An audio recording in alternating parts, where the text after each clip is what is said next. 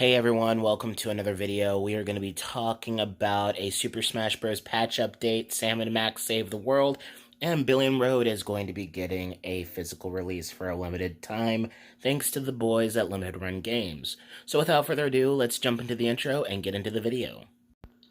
Oh, and post-production Gabe, just a little bit of a warning.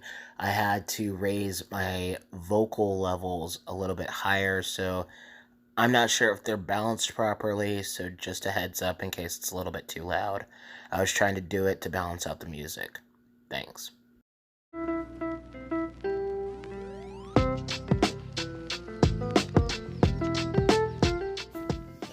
According to Nintendo Life, Sam and Max Save the World is being remastered for Nintendo Switch.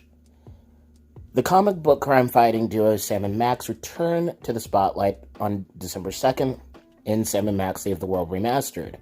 It'll be available to pre-order in the US on Switch for $19.99, with European pre-orders opening on Wednesday. Skunk Ape Games, a small indie developer made up of former Telltale employees, which I did not know that they shut down in 2018.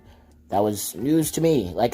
I'm sure I was told one time or another by watching a Spawnwave video, but it's been so long, and 2020 has been just a mess, so it's still quite news to me.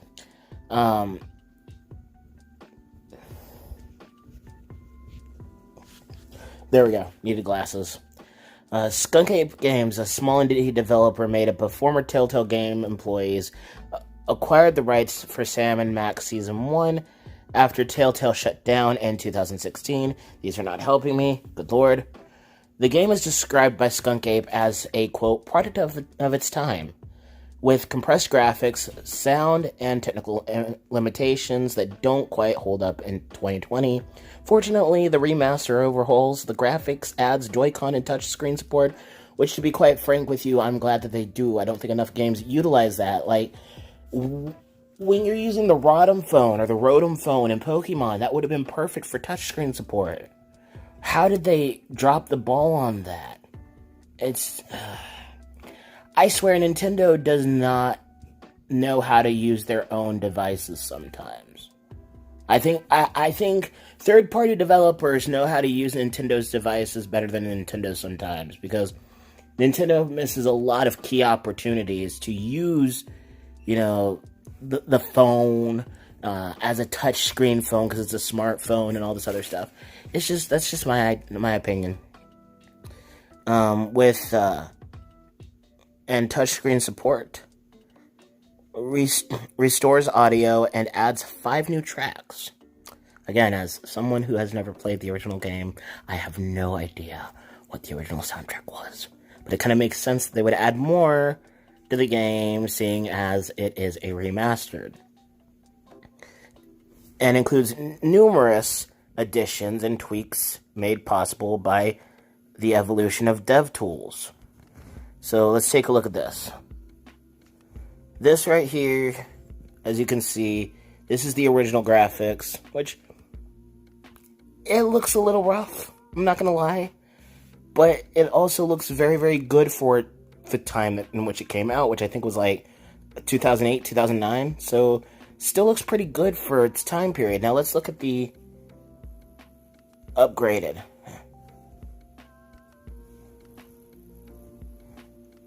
I really can't tell a difference. Hold on. Is there a difference? I mean, if you look at...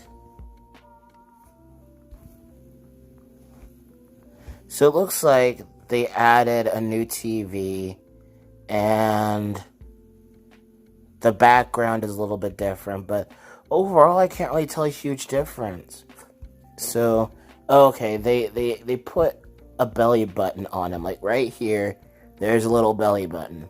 But overall, I can't tell a huge difference. I'm not saying that there isn't a difference, I'm just saying that's a testament to what the original graphics were like. I mean, yeah, it's a product of its time. This is not going to be a perfect science of a game to remaster.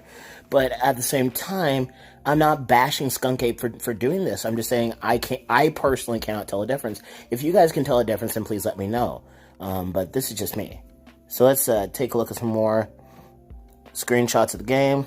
Okay, again, I guess this is Sam, this is Max, or this is Sam, and hold on, you can't see where I'm pointing. I'm guessing that this is probably Sam, and this is Max, or vice versa. I really have no idea. So, but that's what's going on there, and I think it's very, very awesome that they are doing this. So let's just erase all of this, and get back to the story. Get back to the news article. Created by comic artist Steve Purcell, Sam and Max are 6-foot canine detective and a hypokinetic rabbity thing. Well, that's pretty specific. Rabbity thing who dole out their own brand of comedic justice as the Freedom Police. In Sam and Max Save the World, the duo investigate a hypnosis plot that spins to global proportions to involve washed-up child stars, the media, the mafia, the U.S. government, the internet, and the bright side of the moon. A wacky story, brain-tickling puzzle. That was a poor read on my part. Brain-tickling puzzles, eccentric characters, and oddball humor provide a casual gameplay experience that was billed as gaming's first sitcom. It sounds like it. It sounds like it predicted 2020, to be honest with you. It really does. So I'm just really excited about this. Even for me playing it for the first time, if I decide to get it, I'm excited because I'll be able to play it for the first time. It's not an expensive game. It just isn't. So let's get into the next story. The next story is Super Smash Bros. Ultimate version 9.0.2 is arriving soon. Nintendo has revealed Super Smash Bros. Ultimate for the Switch will soon be updated to version 9.0.2. Given the number, this isn't expected to be much other than a minor update, with a few bug fixes and fighter adjustments here and there. But if there's anything notable, we're sure the patch will reveal all. The previous update, let's see what this says. Okay, this is a tweet. Let's go to the tweet and see if we can translate it. Notice, update data version 9.0.2 will be delivered in the near future. Please note that if you update, you may not be able to play the replay that was saved until then. If you have a replay you want to keep, collection replay data, please convert to a video with Maker Video. I'm not sure what that is. Could be poor translation. I don't know. But let's get back into this thing. The previous update, version 9.0.1, was released on the 21st of October and stopped Steve's opponents from falling through stages and also changed his victory screen.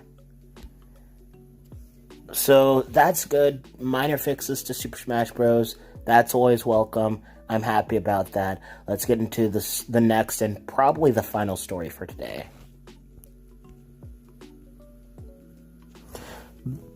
Billion Road to receive physical Switch release will be distributed by LRG. The folks over at Limited Run Games have announced they'll be distributing physical copies of Actile's Billion Road for the Nintendo Switch. This upcoming hard copy release will be available for pre-order later on today, on November 10th, and will be up for a total of 4 weeks. Here's the official announcement. We're distributing physical copies of Actile Media's Billion Road for the Nintendo Switch, one part trademarked released real estate board game, and one part trademarked monster catching video game. The digital board game will be available for 4 weeks starting tomorrow at 10 p.m. Eastern. We clearly need more coffee. Just to be clear, Billion Road goes live tomorrow at noon Eastern, just like all our other distro launch times. When Billion Road was released via the Switch eShop earlier this year, In our review, we said it felt like a combination of Monopoly and Pokemon in a family-friendly digital board game, where you have to earn more money than anyone else. So, yeah, Billy and Rhodes getting a hard copy. I think I have enough time for one last story. And the final thing I want to talk about is there's apparently a new rhythm platformer called Mad Rat Dead. I just did a whole review. I just read the whole mini review of it, but I decided instead just to give my thoughts on what they wrote down. It seems like a very interesting game. It's both a rhythm and platformer game. They gave it an 8 out of 10 stars, which is a pretty high game.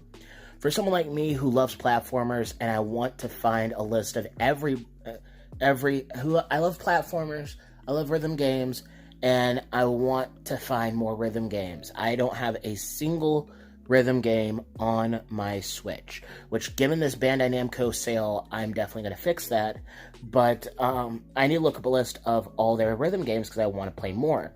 So I would personally check out Mad Rat Dead. I'm going to check it out because if you're a platformer fan, if you're a fan of rhythm games, it's really going to be interesting to get into. Apparently it's not quite challenging, but it's challenging enough.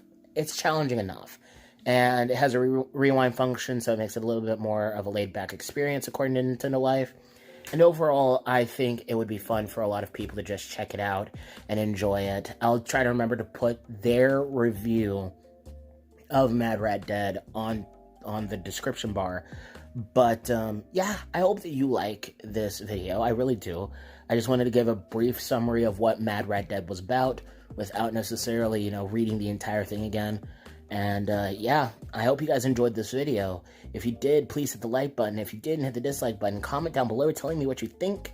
Subscribe, hit the bell, share this video because it tells YouTube that you want to see more of my less ugly mug because I actually shaved, but still ugly nonetheless. And, yeah, this is Gabe of Happy Blobfish Productions signing off saying take care and God bless. Peace out, everybody.